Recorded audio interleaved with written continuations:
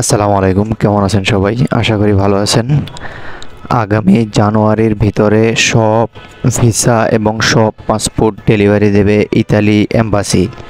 এটা Italy embassy ভুক্তভোগীদের কাছে লিখিতভাবে প্রকাশ করেছে। আগের মানববন্ধনগুলোতে আমরা দেখেছি শুধু ইতালি এম্বাসি মুখে দায় সারা কথা বলেছেন, কিন্তু ইতালি এম্বাসি এইবার লিখিতভাবে দিয়েছেন যে জানুয়ারির ভিতরে সবগুলো পাসপোর্ট ডেলিভারি দেবে। এতটুকু সময় ইতালি অ্যাম্বাসিডরকে আমাদের দিতে হবে, কারণ এতটুকু সময় যদি আমরা ইতালি অ্যাম্বাসিডরকে না দেই তাহলে আমাদের ভিসাটা সম্পূর্ণ ব্ল্যাক লিস্টে ফেলাতে পারে বাংলাদেশকে।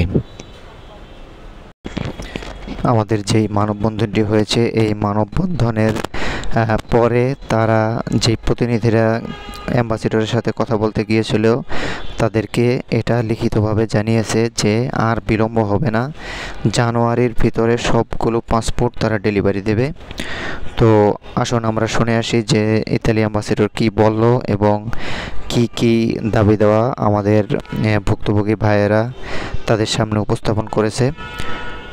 চলুন আমরা দেখি তারা কি সম্পর্কে আলোচনা করে। ঘন্টা কি 2 ঘন্টা ইতালি মিনিস্ট্রির কাছে এই লেখাগুলো অ্যাম্বাসিডর পাঠিয়ে দিবে। সে যখন ওইখান থেকে রিপ্লাই দিবে অ্যাম্বাসিডরকে, তখন সে ওয়েবসাইটে অ্যাম্বাসির যে ইতালিয়ান ওয়েবসাইট আছে তখন এই পোস্টগুলো চুক্তিপত্রগুলো আপনাদেরকে ওয়েবসাইটে দিয়ে দিবে।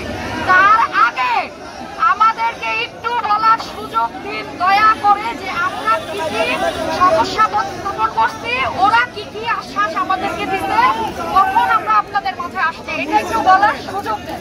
প্রথম প্রশ্ন ছিল অ্যাম্বাসিডরের কাছে যে গত বছর 2023 সাল থেকে যাদের ওয়ার্ক পারমিট নলস্তা জমা হয়ে আছে তাদের ডেলিভারি কেন দেওয়া হচ্ছে না।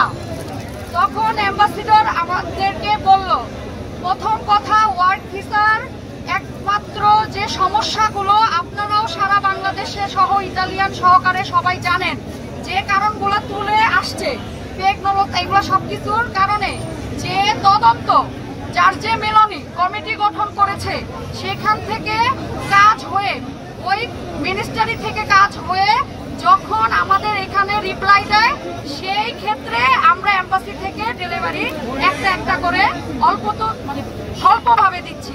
কিন্তু আমাদের মিনিস্ট্রি থেকে কর্মকর্তা যে নিয়োগ দিতে সেপ্টেম্বরে 4 জন কর্মকর্তা অলরেডি আসছে, তাদের সাথে বসে অ্যাম্বাসিডর নিজে মিনিস্ট্রিকে আকুতি মিকুতি ভাবে জানিয়েছে অন্যান্য ভিসা বন্ধ রেখে শুধু ওয়ার্ক ভিসা পারমিট ব্যবস্থাগুলো ডেলিভারি দেওয়ার জন্য।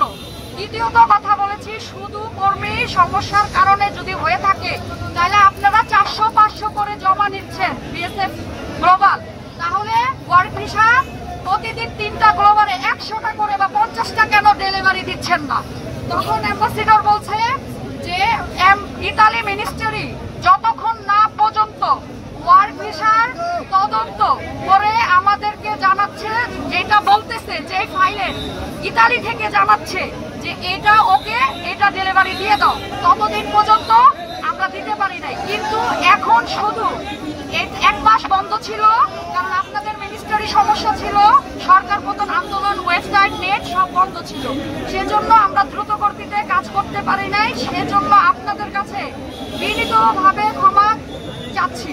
আমি অ্যাম্বাসিডর হিসেবে চুক্তিবদ্ধ করলাম, খুব তাড়াতাড়ি লিখিতভাবে বললাম যে শুধু ওয়ার্ক ভিসা ডেলিভারি ছাড়া ইতালি 3টা গ্লোবাল আপাতত কোনো ডেলিভারি দিবে না। এখন এই প্রস্তাবটা শুধু আমি অ্যাম্বাসিডর না, এজ এ ইতালিয়ান মিনিস্ট্রি, স্বরাষ্ট্র মন্ত্রণালয়, প্রবাসী কল্যাণ মন্ত্রণালয়, পররাষ্ট্র মন্ত্রণালয়, 3 মন্ত্রণালয়ে এখনই আমি অ্যাম্বাসিডর হিসেবে স্মারকলিপি পাঠিয়ে দিব। তারা যখন আমাদেরকে রিপ্লাই দিয়ে দিবে সাথে সাথে আপনাদের ওয়েবসাইটে আমি অ্যাম্বাসিডর দিয়ে দিব।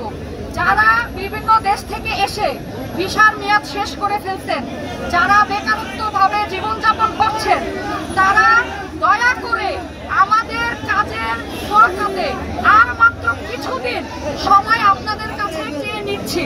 যদি এটার বিলম্ব হয় তখন আপনারা কোনো পদক্ষেপ নিয়ে যত সঠিক ব্যবস্থা আছে তার একটিও রিজেক্ট যাবে না, তখন আমরা প্রশ্ন করছে, আপনারা মেল চেক করে যদি অ্যাপয়েন্টমেন্ট দিয়ে থাকেন সেখান থেকে অরিজিনাল কাগজে দেখা যাচ্ছে নলস্তা রিজেক্ট হচ্ছে। তখন বলছে হ্যাঁ, অরিজিনাল নলস্তারও 2-1টা রিজেক্ট আমরা দিচ্ছি, সেগুলো আগে কাজ করতেছি।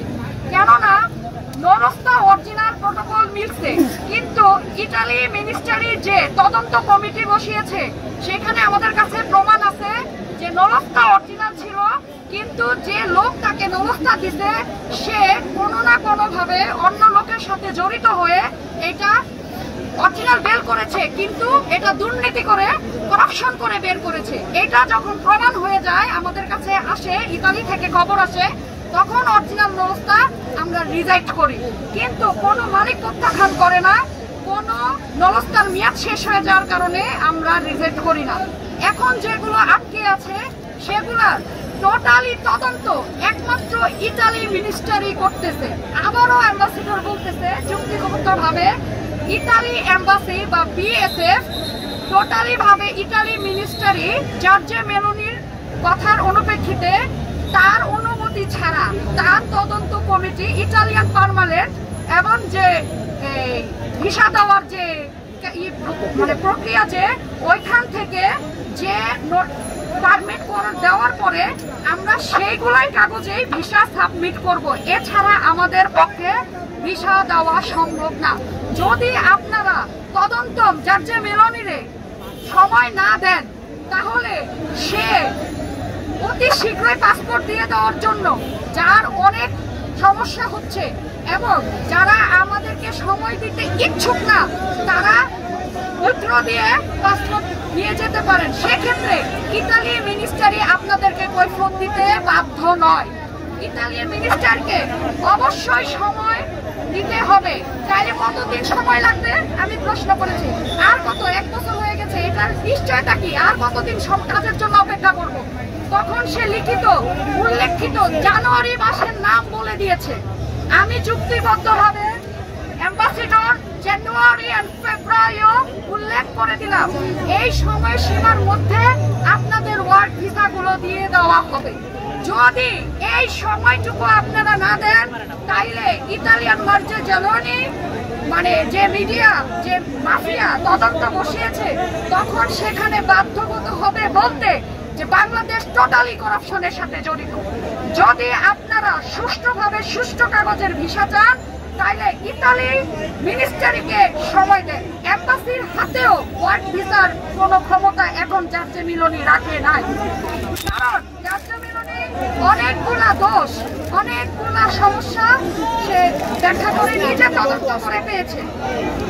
জানুয়ারি মাসের কথা উল্লেখ করে বলে দেওয়ার পরে তখন আমরা 7 দিনের এই ওয়েবসাইটে আপনাদের নিউজ দেওয়ার এবং কাজ ডেলিভারি তখন বলছি জানুয়ারি মাসের মধ্যে সব ক্লিয়ার করবেন কিন্তু 7 দিনের মধ্যে 3টা গ্লোবালে অন্তত 100টা পাসপোর্ট না দিলে আপনাদের এম্বাসিতে আবার অ্যাটাক করতে আমরা বাধ্য হব। তখন তারা বলেছে 3টা গ্লোবালে আমরা আপ্রাণ এবং আমাদের বেস্ট চেষ্টা করব, কথা দিলাম। 3টা ঢাকা, চিটাগাং এন্ড সিলেট মিলে আপনাদের শুধু ওয়ার্ক ভিসা 100টা ডেলিভারি দিব। যদি এর পরেও আপনাদের ওয়ার্ক ভিসা ডেলিভারি না হয় তখন আপনারা যে কোনো এগেইনস্ট আমাদের বিরুদ্ধে দিতে পারেন।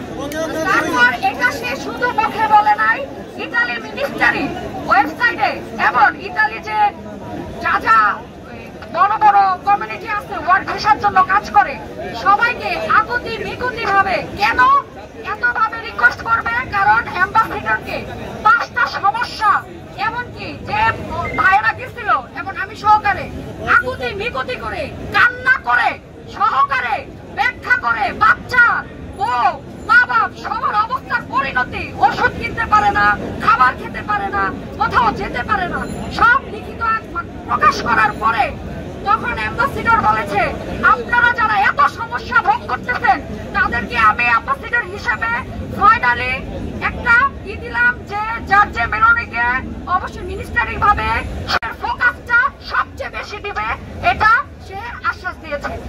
তো দেখা যাক এবারের যেই পরিস্থিতি বা এবারের যেই চুক্তি আমাদের সাথে করেছে অ্যাম্বাসিডর, সেটা তারা সঠিকভাবে পালন করে কিনা, এটি আমাদের দেখার বিষয়।